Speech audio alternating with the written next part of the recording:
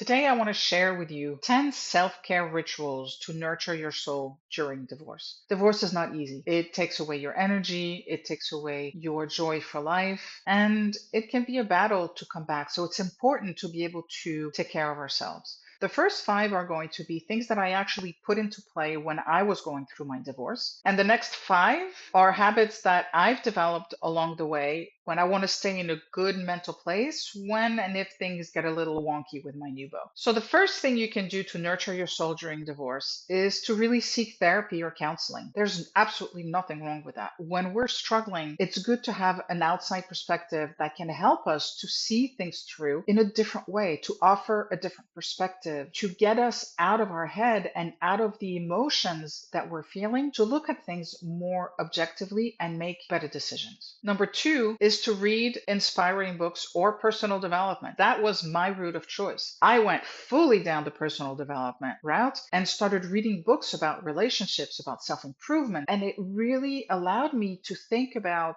what I did, my behaviors, in a different way. It offered, in its own way, a different perspective, and it offered me a different path moving forward so I wouldn't make the same mistakes again. Something else you can do, number three, treat yourself to small indulgences. I used to get mani-pedis here and there from time to time, but as I was going through my divorce, that was one of the things that just helped to make me feel good. I liked it when my toes looked nice and when my hands looked nice. It was a way to build my self esteem and my self confidence. Maybe you want to get a massage to help you to release all of that pent up emotion that is being trapped in your body, because that also is going to help you in the long term. Number four, I decluttered my living space. When I left the house, I packed up all my stuff. I didn't think about what I wanted to keep, what I didn't want to keep. It was just everything that was mine came with me. And when I found myself in the new apartment, I was like, I have all the stuff that I don't want. I have all the stuff that I don't need. So I went through a decluttering process and I really kept only the things that brought me joy and the things that I knew I would want when I moved into a bigger living space.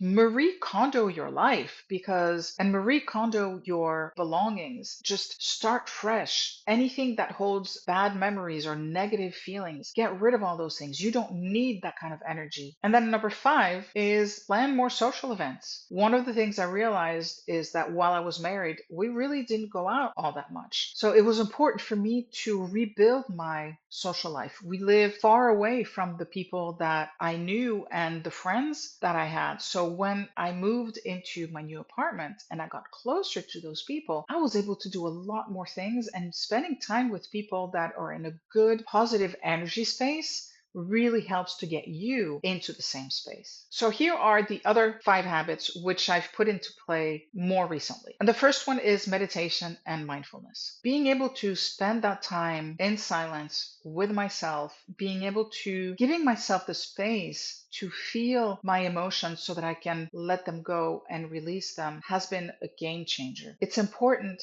to have that silent space because all day long we're all go, go, go, go, go. And we need a moment to just take a breath and be just in communion with ourselves. Journaling is also important. That's number seven. Although I don't do it consistently, I enjoy the process of writing my thoughts down, of capturing the things that have happened during the day, because I know I'll go back and I will be able to relive those experiences that brought me joy. Being able to write your emotions down is a way of releasing them and letting them go so you can process them more effectively. Number eight, take a relaxing bath. As humans, we have an incredible connection with water. We are 70% water. So while the situation here is not ideal, imagine in your head 10 pounds of stuff in a 5-pound bag. That's the size tub that we have. I make it work. And it's important to have those moments where you can commune with water, because water is cleansing and it will help you to release emotions as well. Number nine,